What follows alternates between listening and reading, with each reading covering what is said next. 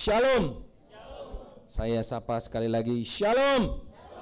Kali ini saya sapa sekali lagi, tolong yang mulai ngantuk-ngantuk suara lebih keras. Shalom. Nah, kelihatannya banyak yang ngantuk ya. Bapak Ibu yang saya kasih dalam Tuhan, firman Tuhan kepada kita pada siang hari ini adalah mengasihi seperti Kristus mengasihi. Mari kita buka Alkitab kita. Kita membaca dari Injil Matius pasal 18 ayat 21 sampai ayat yang ke-35. Matius pasal 18 ayat 21 sampai 35. Saya akan bacakan dan saudara-saudara mengikuti dalam hati, demikian sabda firman Tuhan. Kemudian datanglah Petrus dan berkata kepada Yesus, "Tuhan, sampai berapa kali aku harus mengampuni saudaraku jika ia berbuat dosa terhadap aku? Sampai 7 kali?" Yesus berkata kepadanya, "Bukan. Aku berkata kepadamu, bukan sampai 7 kali, melainkan sampai 70 kali 7. Sebab kerajaan sorga seumpama seorang raja yang hendak mengadakan perhitungan dengan hamba-hambanya. Setelah ia mulai mengadakan perhitungan itu, dihadapkanlah kepadanya seorang yang berhutang 10.000 talenta. Karena orang itu tidak mampu melunasi hutangnya, tuannya itu memerintahkan supaya ia dijual beserta anak istrinya dan segala miliknya untuk membayar utangnya. Lalu sujudlah hamba itu menyembah dia, katanya, 'Sabarlah dahulu, semuanya akan kulunasi.' Ayat 27, tergeraklah hati tuannya itu oleh belas kasihan, sehingga ia membebaskannya dan menghapuskan utangnya. Ketika hamba itu keluar, ia bertemu dengan seorang hamba yang lain yang berutang 100 dinar kepadanya. Ia menangkapnya dan mencekiknya, katanya, 'Bayar hutangmu.' Sujudlah kawannya itu dan memohon kepadanya, 'Sabarlah dahulu, utangku itu akan kulunasi.' Namun ia menolak.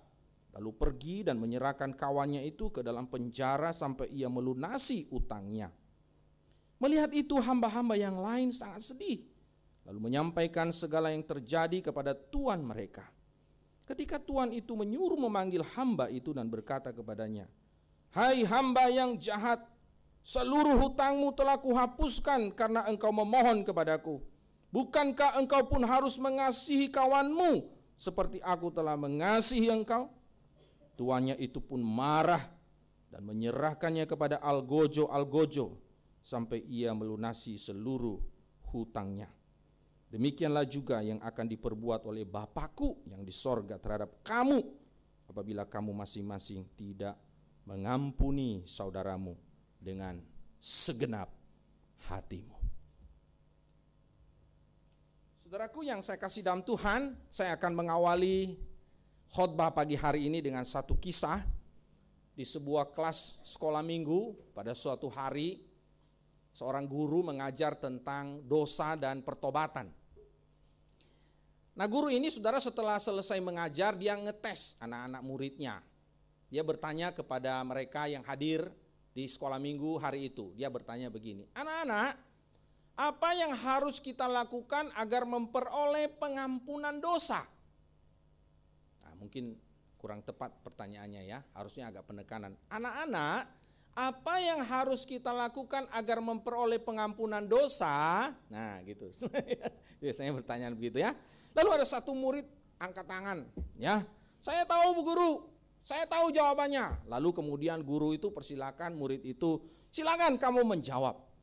Lalu anak itu berkata, "Untuk kita bisa mendapatkan pengampunan dosa, kita harus lebih dahulu melakukan dosa." Ya, jadi buat dosa dulu supaya dapat pengampunan dosa. Saudaraku, ini jawaban yang benar apa salah? Hah? Benar. Ayo kalau gitu kita buat dosa ya. Saudaraku yang saya kasih dalam Tuhan, bagaimana kita bisa mendapatkan pengampunan dosa? Kita datang ke bawah salib Tuhan, kita mengakui dosa kita dan kita diampuni oleh Tuhan. Amin. Amin. Nah, hari ini saudara sekalian kita akan belajar bersama-sama tentang hukum pengampunan. Beberapa kali saya sudah mengajarkan bahwa kita ini hidup di bawah dua hukum. Yang pertama adalah hukum dunia, ada aturan sosial masyarakat kita, hukum negara. Tapi kita harus ingat juga bahwa kita ini adalah warga kerajaan Allah. Kita ini hidup di bawah kerajaan Allah di dalam dunia ini. Dan ada hukumnya, saudara. Nah, mari kita akan melihat hukum kerajaan Allah tentang pengampunan. Nah, tadi sudah dikatakan kan di dalam bagian firman Tuhan tadi tentang kerajaan surga, ayat 23. Sebab kerajaan surga. Nah, ini kita bicara mengenai kerajaan surga di dunia ini, bukan nanti di akhirat. Enggak. Kerajaan surga itu sudah ada di sini. Kita warga kerajaan surga. Amin. Dan kita harus tahu hukumnya dan kita harus hidup di dalam hukum kerajaan itu. Nah, kita lihat yang pertama. Pengampunan kepada orang lain itu tidak mengenal batas. Kita baca bersama-sama. Pengampunan kepada orang lain tidak mengenal batas. Di dalam ayat 22 dikatakan bukan sampai 7 kali, melainkan sampai 70 kali 7 kali. Saudaraku, Tuhan Yesus itu berkali-kali mengajarkan sebenarnya mengenai pengampunan, berkali-kali. Mari kita lihat beberapa buktinya. Di dalam Matius 6 ayat 14 sampai 15 Tuhan mengajarkan, karena jikalau kamu mengampuni kesalahan orang, Bapamu yang di surga akan mengampuni kamu juga. Jikalau kamu tidak mengampuni orang, Bapamu juga tidak akan mengampuni kesalahanmu. Lalu Tuhan Yesus mengajar lagi di bagian yang lain dalam Lukas 17 ayat 4, dia berkata, bahkan jikalau ia berbuat dosa terhadap engkau 7 kali sehari, dan 7 kali ia kembali kepadamu dan berkata, aku menyesal, engkau harus mengampuni dia. Jadi kalau orang 7 kali bersalah kepada kita dan dia datang berkali-kali sampai 7 kali, kita pun harus mengampuni dia. Dan di dalam doa Bapa kami tadi kita sudah baca bersama-sama, dalam Matius 6 ayat 12 Tuhan Yesus mengajarkan kita tentang ampunilah kami akan kesalahan kami, seperti kami juga mengampuni orang yang bersalah kepada kami. Nah, saudara, Petrus sudah tahu semua ini dan suatu hari dia bertanya kepada Tuhan, Tuhan, berapa kali aku harus mengampuni saudaraku? 7 kali kah? Karena Tuhan pernah mengajarkan dalam Lukas pasal 17, kalau 7 kali datang kamu pun harus mengampuni dia. Apakah harus 7 kali? Kira-kira begitu. Nah, saudara, orang Yahudi itu punya guru namanya Rabi. Dan Rabi itu selalu mengajarkan bahwa kita hanya bisa mengampuni itu sampai 3 kali. Jadi kalau lewat dari 3 kali maka tidak ada lagi pengampunan. Nah, itu orang Yahudi itu udah diajarin begitu. Makanya sekarang lagi perang-perang situ. Gak ada ampun, udah lewat 3 kali soalnya. Ya, habis dia itu. Ya kenapa? Karena dia udah lewat 3 kali, udah diajarin begitu. Lalu itu ajaran rabi-rabi. Nah, Petrus bilang kepada Tuhan Yesus, 7 kali kah? Jadi ini lebih tinggi lagi, bukan cuma 3 kali loh. 7 kali aku harus mengampuni saudaraku. 7 kali ini bukan 7 kali sehari ya, tapi 7 kali seumur hidupnya. Jadi 7 kali orang buat salah sama dia, maka dia harus mengampuni sampai 7 kali. Benarkah demikian? Tuhan menjawab apa? Bukan. Tapi apa? 70 kali 7 kali. Berapa itu? 70 kali 7 berapa? Ayo, yang dagang-dagang pasti cepat hitung. Ayo, 49, nyaris 5. Wah, saya kalah matematika nih. 400, kurang 10, 500 kan, betul? Betul ya? Iya, 490 kali. Lalu ada seorang ibu, ya kan? Dia punya buku kecil. Saya tanya, buat apa buku kecil itu? Iya, saya catat kesalahan suami saya. Kalau udah lewat 490 kali, saya tidak akan ampuni dia. Wah, berarti ada batasnya juga ya 490 kali ya? Benar gak gitu? 490 kali berarti ada limit. Ya kan? Asuransi ada limit. Ya kan? Apalagi yang ada limit? Di dunia ini banyak limit. Pengampunan ada limitnya enggak? Tuhan bilang 70 kali 7 kali. Maksudnya apa? 7 itu adalah angka yang sempurna di dalam Alkitab. Maka 7 itu sempurna. Artinya sempurna dikali sempurna ditambah sempurna. Berarti ya sempurna. Sempurna pangkat 3. Bukan ya? Sudah sekali loh itu. Sempurna kali sempurna, udah sempurna-sempurnaan. ya kan? Tambah sempurna lagi. Itu angka yang tidak terbatas. Makanya Simon Kistemaker, seorang teolog mengatakan gitu, kesempurnaan dikalikan kesempurnaan ditambah kesempurnaan. Artinya saudara sekalian, kita itu di dalam hukum kerajaan Allah, bicara soal pengampunan, itu tidak ada batas. Nah, beda dengan dunia. Di sekolah, guru itu bilang apa? Ini ya, kamu sudah 1 kali ya, awas. Nah, namanya apa? Peringatan pertama. Nah, nanti 2 kali. Nah, ini ya udah kedua, awas lah ya. Selesai peringatan ke-3. Ya, kedua, lalu ketiga. Biasanya sampai ke berapa? 3 biasanya, nggak ada sampai 7, nggak ada, sampai 3 aja. Di kantor juga begitu kan? Benar apa betul? Benar ya? Nggak betul. Nah, saudara, bos bilang apa? Ini udah kedua kali. Awas 1 kali lagi, nggak ada lagi, pecat, keluar. Ya gitu kan? Lalu di mana lagi saudara sekalian? Di rumah orang tua ngomong sama anaknya, betul nggak? Wah, orang tua ini betul. Praktekkan juga ya. Ini 1 kali ya, nah nanti 2 kali. Betul kan, kita selalu ngomong sama anak kita kan? 2 kali, 3 kali. Saudaraku, ini hukum dunia saudara. Tapi kalau kita bicara mengenai hukum kerajaan Allah, beda. Nah, ini lagi diskusi semua nih, cerita, curhat.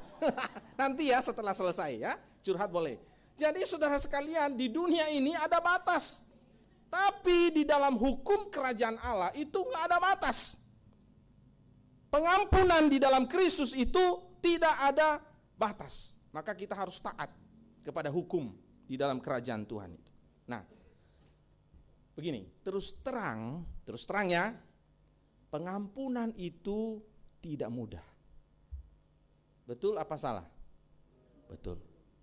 Pengampunan itu tidak mudah. Kenapa saudara? Karena kalau kita udah sakiti, nah tadi kan ada lagu disakitilah gitu kan. Kita udah dilukai, dan luka itu menganga. Luka itu dalam, terus ditambah jeruk lagi. Semakin perih jeruknya. Itu kalau udah luka sampai luka, itu ada lagunya kan, luka hatiku kan. Ya, itu tidak mudah untuk diobati. Maka tidak mudah memang mengampuni. Saya katakan tidak mudah. Omong mudah, ngomongnya mudah. Kita bisa ngomong mudah, mengampuni itu mudah. Tapi mempraktekkan itu sulit, tidak mudah. Karena apa? Karena kalau kita udah disakiti, kita jadi korban, banyak hal diambil dari kita, banyak hal yang rugi dalam diri kita, uang kita, masa depan kita, harga diri kita, itu gak mudah. Itu gak mudah. Kita bicara real ya, bukan awang-awang, bukan mimpi-mimpi, tapi kita bicara kenyataan. Bahwa memang mengampuni itu tidak mudah. Tapi perhatikan, memang tidak mudah. Tapi itu bukan alasan. Itu bukan alasan. Lalu bilang memang gak mudah, lalu gak mengampuni. Gak bisa. Di dalam hukum kerajaan Allah, kita harus tetap bisa dan harus taat mengampuni. Amin. Duh, kecil suaranya. Ini berat nih. berat nih ya. Berat, semua berat ya, kita semua berat. Tapi ini hukum kerajaan Allah di mana tidak ada alasan untuk berkata, aduh aku udah korban nih. Tidak bisa. Memang harus mengampuni. Nah, perhatikan lagi. Kadangkala pengampunan itu disalahgunakan. Benar nggak? Kalau kita itu mengampuni orang berkali-kali, orang itu bisa terjebak dan merasa bahwa nanti saya buat lagi, nanti saya minta ampun lagi, diampuni lagi, saya buat lagi, ya kan? Iya, dia bisa merasa bahwa dia nyaman dengan itu dan dia terus menjadikan kita itu sebagai korban. Nah itu bahaya juga itu. Makanya banyak orang nggak mau mengampuni kan? Nanti dia menyalahgunakan, dan memang itu fakta saudara. Saya kasih contoh, yaitu anak Raja Daud namanya Absalom. Anaknya itu banyak, salah satunya Absalom. Absalom itu bunuh adiknya dari beda ibu. Oh, si papa marah sekali sama anaknya ini, Absalom. Ini anak kenapa bunuh si adik? Karena adiknya juga punya alasan untuk melakukan itu ya. Tapi ini tidak dibenarkan. Papanya murka, marah. Anaknya lari kabur bertahun-tahun sampai murka itu reda. Dan dia mau mengampuni anaknya. Anaknya kembali. Tapi begitu anaknya kembali, dia dapat kasih ayahnya, pengampunan dia dapat. Dia kudeta ayahnya. Dia jatuhkan ayahnya. Sampai ayahnya itu, Raja Daud itu keluar dari istana, terusir dari istananya. Kenapa? Karena Absalom itu menyalahgunakan pengampunan dan kasih ketulusan hati ayahnya. Nah, kita tahu akhir hidup dari Absalom. Pada waktu berperang melawan tentara Daud, dia tergantung ya kepalanya itu di sebuah dahan pohon. Dan kita ingat firman Tuhan mengatakan, pembalasan adalah hakku. Kita itu tidak boleh membalas. Tugas kita hanya mengampuni. Amin. Maka tidak ada alasan bagi kita mengatakan, kalau saya mengampuni dia, nanti dia salah gunakan. Tidak ada alasan. Karena hukum kerajaan Tuhan itu menegaskan pengampunan itu tanpa batas. Nah, Bapak Ibu yang saya kasih dalam Tuhan, ada nggak orang-orang yang pernah menyakiti kita? Ya pernah, ada ya. Mungkin masa kecil, waktu bertumbuh remaja, waktu udah berkeluarga, bisa suami kita, bisa anak kita, bisa orang tua kita. Dan orang yang paling sering menyakiti kita itu bukan orang lain sebenarnya. Orang yang paling dekat dengan kita itu yang paling menyakitkan, dan itu yang sering menyakiti kita. Dan maaf saya katakan, banyak orang sulit untuk bisa mengampuni tanpa batas orang yang melukai atau merugikan hidupnya. Tapi firman Tuhan hari ini mengatakan, pengampunan itu tanpa batas. Amin. Amin. Nah, ini hukum kerajaan Allah.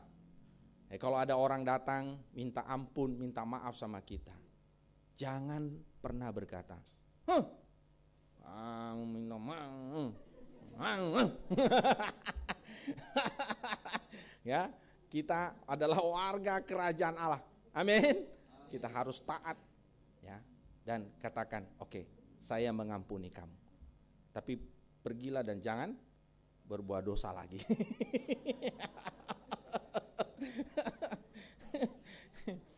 Kalau berkali-kali ya itu urusannya Tuhan. Tadi firman Tuhan mengatakan pembalasan adalah hakku. Yang kedua, saudara, mari kita lihat hukum yang kedua. Pengampunan kepada orang lain didasarkan pada kasih dan keadilan Kristus. Sama-sama. Pengampunan kepada orang lain didasarkan kepada kasih. Saudara, dalam ayat 33 mengatakan, bukankah engkau pun harus mengasihani kawanmu seperti aku telah mengasihani engkau. Saudara, ini perumpamaan yang indah sekali, mengagumkan sekali. Saya berkali-kali dan ribuan kali membaca kisah ini. Di sini ada seorang hamba yang punya utang kepada raja sebesar 10.000 talenta. 10.000 talenta itu bukan angka kecil, Bapak Ibu. Saya kasih gambaran aja ya. Satu provinsi pada masa itu untuk membiayai seluruh aparatur negara, kayak sekarang lah APBN ya, APBD lah ya, anggaran pendapatan belanja daerah, waktu itu butuh 600 talenta. 600 talenta. Lah utangnya berapa? 10.000. Jauh amat. Untuk membiayai satu provinsi aja cuma 600, waktu itu besarnya 600 talenta. Jadi jauh amat. Besar. Kalau orang Jawa Timur bilang besar. Ya, besar sekali. Nah, contoh lagi. Waktu itu ada satu wilayah, satu provinsi namanya Provinsi Galilea. Itu provinsi paling makmur yang anggaran penghasilan daerahnya itu, kalau sekarang namanya pendapatan asli daerah itu PAD ya. Pendapatan asli daerah itu 300 talenta. 300 talenta. 300 talenta itu angka yang besar loh. Nah ini berapa tadi? 10.000. Jauh, besar sekali. Dan dia tidak akan mungkin bisa membayar. Tidak mungkin membayar utangnya. Mungkin itu udah berbunga kali berbunga ya. Itu tidak mungkin. Dan karena dia tidak mungkin, maka hartanya disita. Dan bukan cuma hartanya yang disita, tapi dia, istrinya, anaknya dijual untuk bayar utang. Itu pun tidak bisa bayar. Nah dia datang kepada raja, aduh raja tolong sabarlah, saya akan melunasi utangku. Walaupun bohong ya, nggak mungkin. Tapi ya aku mau melunasi utangku, Tuhan sabarlah. Wah saudara, luar biasa. Tuannya itu berkata apa? Aku akan mengampuni, karena tergerak hatinya, dia katakan lunas utangmu. Wah saudara. Lalu begitu dia keluar dari rumah raja, dia ketemu dengan temannya yang utangnya berapa? 100 dinar.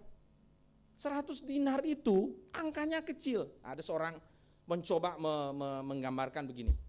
Utang temannya itu kalau dibikin dalam koin, zaman dulu kan koin, tidak ada uang kertas dulu ya.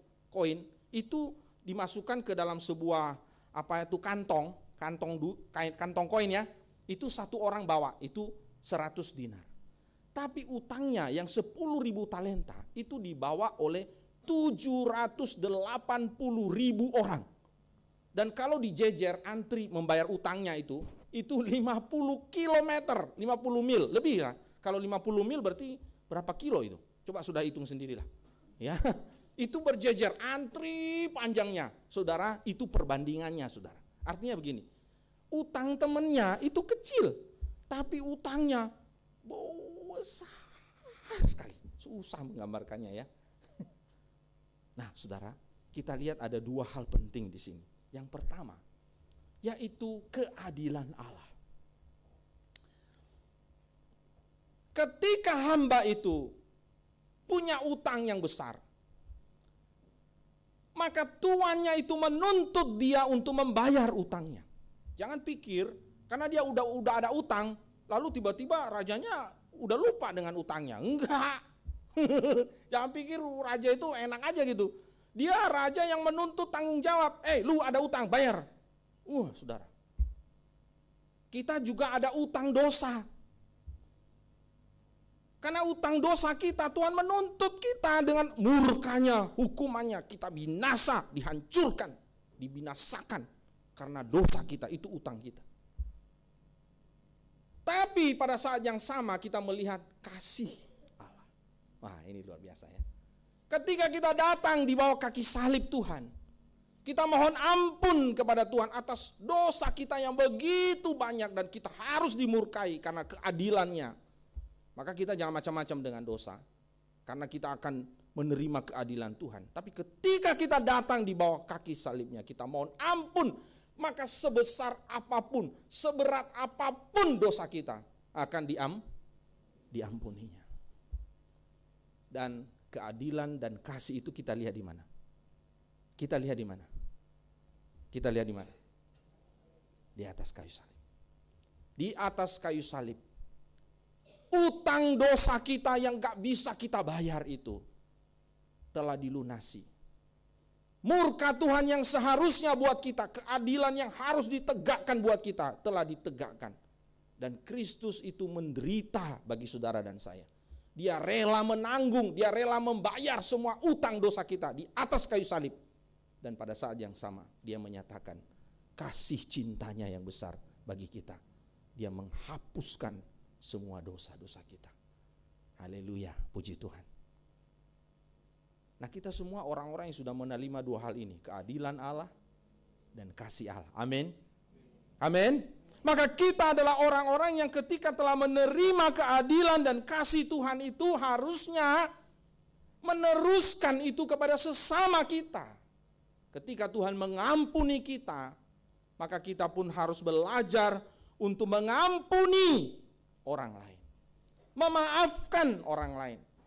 Dan ketika kita mengampuni orang lain, saudara sekalian, bukan karena kita terpaksa atau dipaksa, bukan karena kita merasa nggak nyaman. Aduh, Gak nyaman ya, saya sudah Kristen, ya udahlah saya mengampuni. Bukan saudara, bukan karena kita supaya kelihatan rohani, jangan sampai kelihatan tidak rohani. Oh, kelihatan rohani kita bisa mengampuni. Bukan karena kita dapat hadiah, iming-iming, bukan. Bukan karena hati nurani, bukan karena moralitas yang baik, bukan. Semua itu bukan karena itu, tapi karena Kristus sendiri telah mengampuni dosa kita. Amin.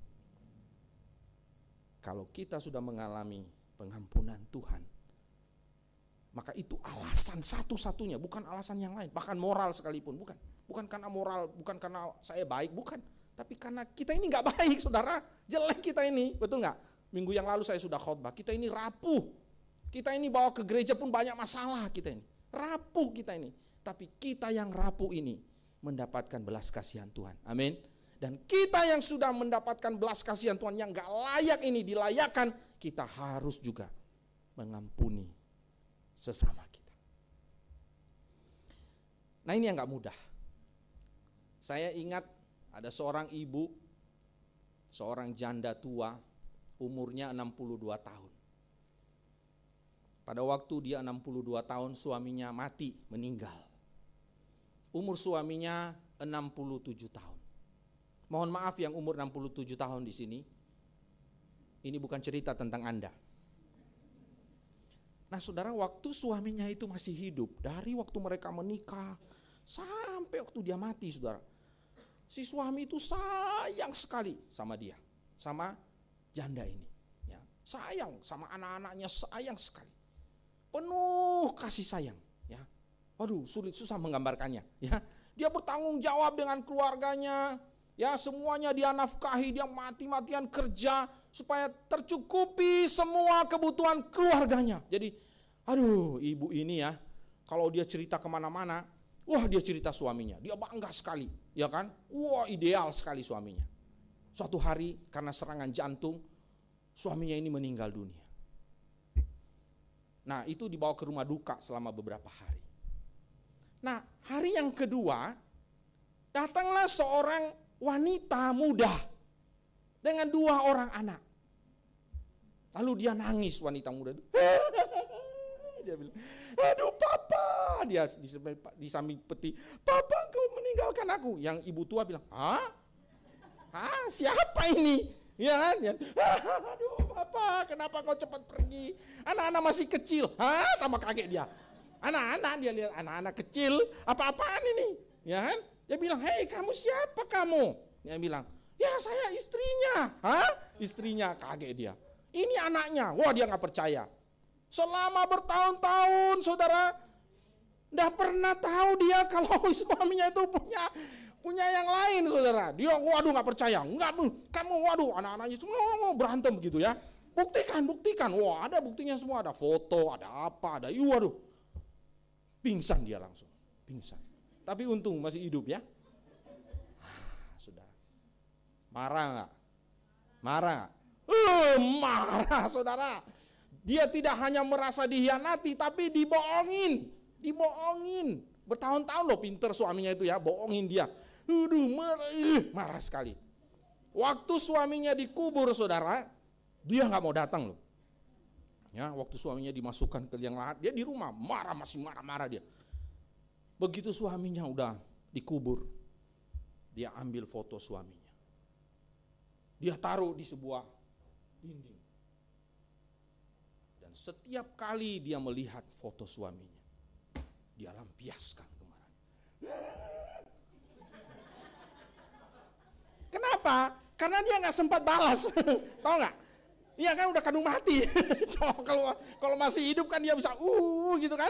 Nah, coba yang gimana tuh ya? Ya kan? Nah, ini udah mati orangnya, gimana cara membalasnya? Ayo coba. Bener gak? Nah, sekarang dia balas kepada siapa? Fotonya.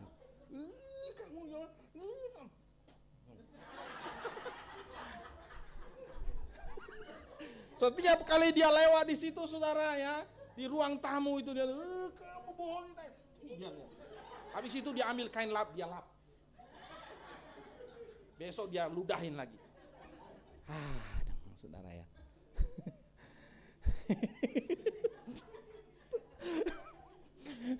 Jangan ditiru ya. Jangan ditiru. Jangan ditiru ini. Aduh, dia mau membalas gimana cara balasnya gitu kan? Orangnya udah mati gitu, udah masuk kubur gimana? Coba, ya kan? Nyesel. Aduh, mending waktu itu saya udah tahu gitu kan. Sekarang dia lampiaskan kepada foto yang tak bersalah itu.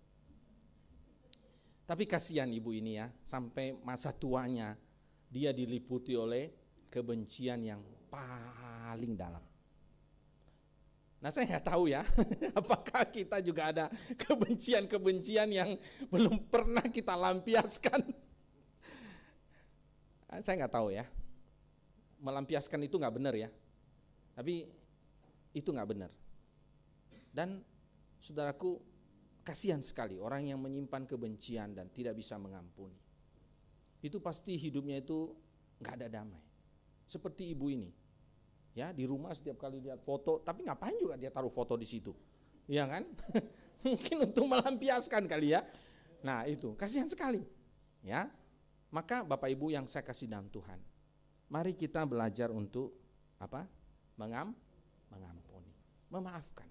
Udahlah, ya, ampuni. Kenapa? Karena alasan yang paling besar bagi kita untuk mengampuni.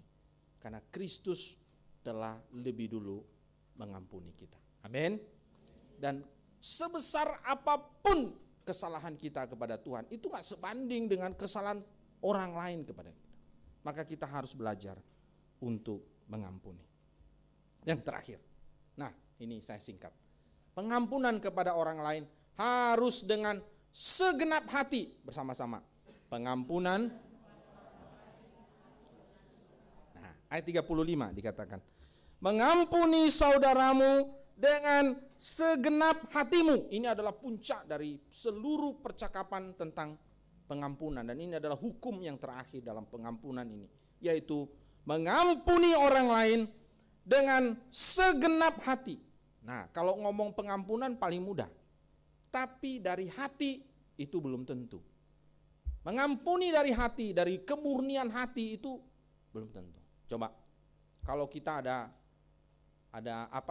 orang salah kepada kita, dengar ya. Lalu dia minta maaf kepada kita. Ya, coba suami istri koreksi diri nih ya. Kalau pasanganmu datang kepadamu dan minta maaf, pernah nggak kita berkata, iya aku memaafkan? Pernah nggak? Ya, mungkin kita katakan, ya saya pernah, ya saya sering. Tapi dari hati nggak? Belum tentu. Belum tentu, ya kan? Dalam hati, awas ya. Kamu anu lagi ya. Hari ini kita belajar hukum kerajaan Allah yang ketiga. Mengampuni dengan segenap hati kita. Amin. Dan kalau kita mengampuni dengan segenap hati kita, itu berarti butuh sebuah pengorbanan yang sangat besar. Pengorbanan yang sangat besar. Dan itu yang kita lihat di atas kayu salib, bukan? Ketika di atas kayu salib itu, Tuhan berkata apa kepada orang-orang yang menyalibkannya? Bapa, ampunilah mereka, sebab mereka tidak tahu apa yang mereka berbuat. Itu menderita loh saudara, lagi disalib itu. Lagi diolok-olok itu. Lagi diludahin itu. Kamu yang anu ya, kamu bilang kamu turun dari situ. Turun, kayu turun. Itu saudara, itu enggak betul-betul itu penderitaan yang sangat menderita. Tapi dari hati yang dalam, pengampunan yang dari hati yang dalam, doa Tuhan Yesus, ampunilah mereka. Wah saudara, ini tidak mudah. Saya minta Eriko bisa iringi kita mengampuni lebih sungguh. Saya akhiri kisah ini tentang sebuah pengampunan dengan segenap hati. Ini wanita tua juga, tapi beda dengan yang tadi. Wanita tua ini namanya Corrie ten Boom. Corrie ten Boom. Corrie ini adalah seorang penulis, seorang pembicara terkenal di masa Perang Dunia Kedua. Jadi sekitar tahun 1940 sampai 1948 lah ya, itu Perang Dunia itu ya. Nah dia ditangkap saudara, dia ditangkap karena perang, lalu dimasukkan ke tahanan di sebuah namanya kamp konsentrasi. Mungkin saudara yang pernah baca sejarah bisa punya gambaran tentang begitu ngerinya waktu itu di kamp konsentrasi. Mengerikan, tidak ada HAM, tidak ada peri kemanusiaan, ya. Di sana itu manusia itu kayak binatang di dalam kamp itu, dan Corrie ini mengalami itu. Dan dia itu mendapatkan perlakuan istimewa dari seorang laki-laki Jerman. Perlakuan istimewa itu bukan perlakuan kasih, bukan, tapi perlakuan kejam dari seorang pria yang sipir atau penjaga di situ. Dia pernah dia pernah dipukul, dia pernah diseret, dia pernah dikasih air buangan suruh minum. Wah, penderitaannya begitu berat. Dan dia selalu ingat dengan pria itu. Selalu ingat. Bahkan setelah perang selesai, dia keluar dari penjara, dia bebas ya. Lalu kemudian dia menjalani hidupnya. Bayangan tentang pria itu masih ada. Karena pria itu telah menyakitinya selama bertahun-tahun di dalam camp, dalam penjara itu. Ketika dia sudah tua, dalam sebuah pertemuan orang-orang percaya, orang-orang Kristen, Corrie ini bersaksi masa lalunya, masa hidupnya yang kelam. Berapa puluh tahun yang lalu bagaimana dia disiksa, dia disakiti, dia menderita, dan dia berkata ada seorang pria yang begitu kejam kepadaku. Nah saudara, setelah dia seorang Kristen yang taat mengasihi Tuhan, dia seorang Kristen yang murid Tuhan yang betul-betul menyaksikan kasih Tuhan yang besar, Corrie ini. Setelah selesai itu saudara, tiba-tiba ada seorang pria datang. Orang pria datang yang kemudian langsung datang dengan kepala tertunduk. Dan pria itu udah tua juga. Lalu kemudian dia berkata, maafkan saya. Dan dia heran, siapa pria ini? Tapi dia tidak melihat karena kepalanya menunduk. Kamu siapa? Ketika dia mengangkat mukanya, dia langsung ingat dengan pria itu. Pria itu, laki-laki itu membekas sekali dalam pikirannya. Karena dia pernah mengalami siksaan. Dia lihat pria itu, pria yang pernah menyakitinya.